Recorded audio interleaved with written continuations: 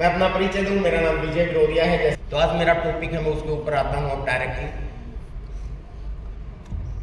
सतीश पंडित जी team की academy है, एक ग्रेट लीडर, एक लीजेंड ऑफ आरसीएम। एक बार जोरदार तालियां हो जाए।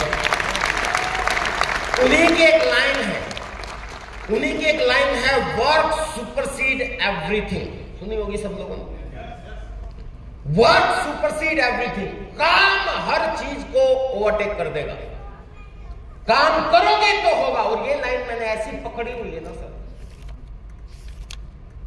मेरे सिद्धांत है कि करने से होगा। मैं हमेशा प्रोग्राम में भी टीम के साथ जब बैठता हूं, बिना किए नहीं होगा, करने से होगा।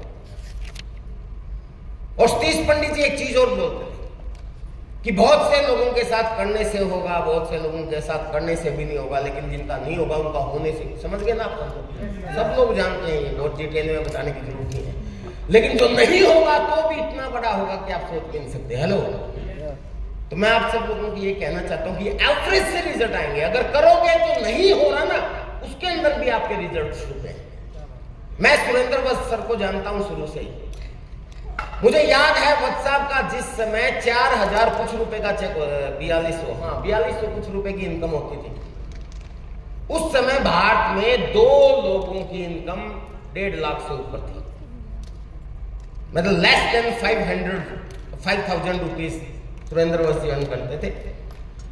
2 लोग 1.5 लाख से ज्यादा इनकम लेते थे, नाम नहीं बताऊंगा। लाखों रुपए की इनकम वाले बहुत से लोग थे। 50,000 की इनकम वाले हजारों लोग होंगे। 10, 20, 30, 40,000 लोगों की इनकम वाले और भी हजारों लाखों लोग होंगे। यानी कि व्हाट्सएप बहुत पीछे थे।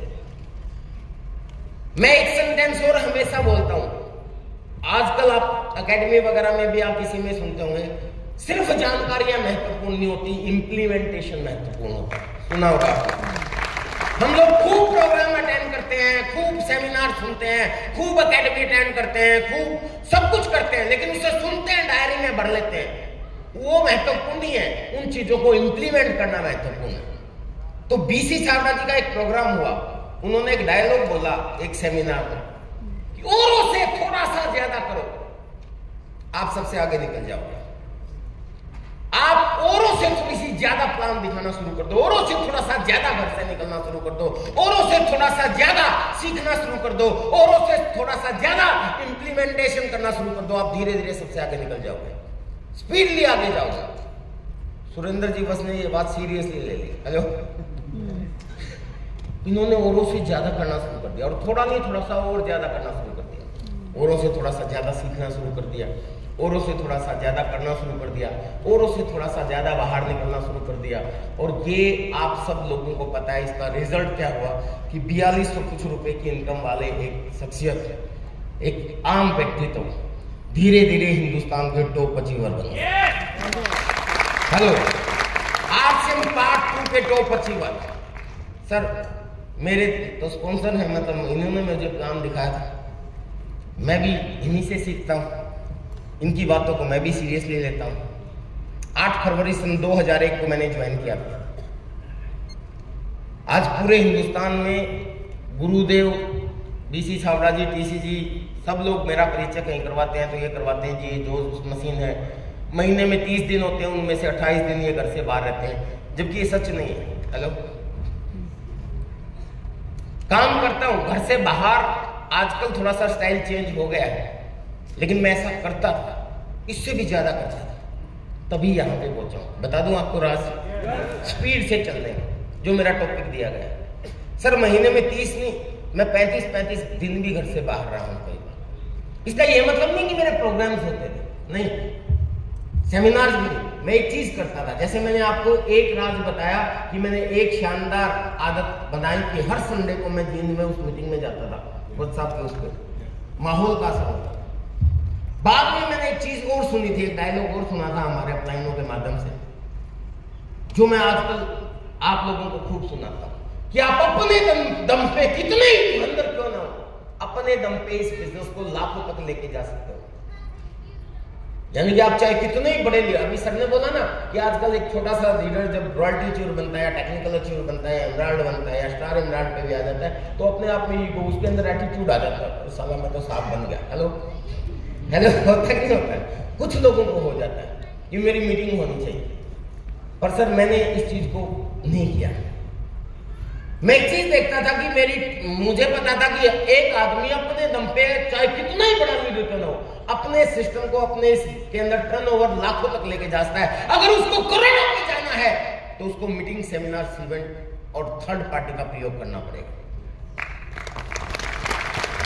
और ये चीज भी सतीश पंडित सर ने बहुत अच्छी तरीके से बताई है। एक एग्जांपल दिया था उन्होंने, लिफ्ट वाला, जान दो आप सब लोग ये सुनो कि थर्ड पार्टी अप्रोच कितनी ज्यादा जरूरी है। तो इस चीज को मैंने पकड़ा और पूरे हिंदुस्तान में मैंने देखी मीटिंग कहाँ कहाँ होती है, और मैंने एक चीज फॉलो करना शुरू की। मैं आज राज बता रहा हूँ तेज स्पीड चलने का। कहाँ मीटिंग होती है वहां 2 दिन पहले पहुंच जाता था,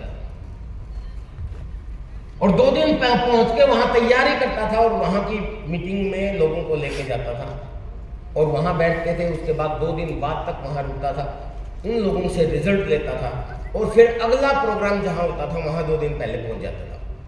समझ गए आप सब लोग? क्योंकि मैंने अगले लोगों को प्रयोग किया। अब मैं आपको एक उदाहरण देता हूं, इससे बहुत से समझ में आते हैं। पटना के अंदर गुरुदेव बीसी छाबड़ा जी का एक प्रोग्राम था। मेरी पटना में कोई टीम नहीं, मेरे को पता चला कि पटना में मेरी टीम में आजकल एक राइजिंग कोर लीडर है संजय झा जी, उसके भाई रहते हैं, और मैं कभी नहीं गया।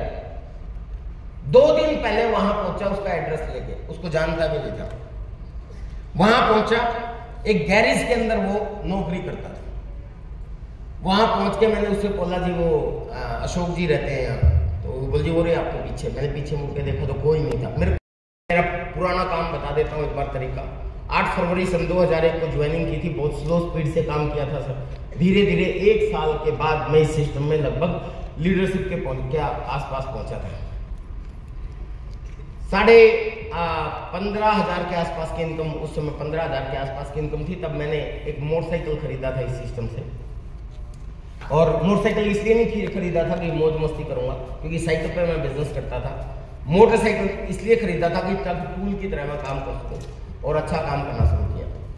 रॉयल्टी च्यूर भी बन गया, और जींद में बहुत से लोग रॉयल्टी च्यूर भी बन गए। मुझे याद है कि जब मैं रॉयल्टी च्यूर बना तो वहां से टेक्निकल जाने में बहुत बड़ा टाइम लग रहा था। चैलेंजेस आते हैं, अप डाउन चलता है, सब लोग जानते हैं। 3 महीने लगातार स्टार प्लेटिनम मेंटेन करना होता है। मैंने बिहार में बिजनेस शुरू कर दिया था, तो पता चलता था वहां बाढ़ आ गई, बिजनेस डाउन हो गया। हरियाणा में कभी होता था तो हरियाणा में गेहूं की कटाई आ गई, लोग गेहूं में घुस गए, बिजनेस डाउन हो गया। कभी साहे आ गए, मतलब शादियां आ गई, तो बिजनेस डाउन हो गया। मेरा स्टार प्लेटिनम मेंटेन होता था, अगले महीने फिर मेंटेन होता था, फिर डाउन हो जाता था। टेक्निकल जाने में बहुत टाइम लगा। पर इस दौरान मुझे एक विजन की भी बात आपको बताता हूँ।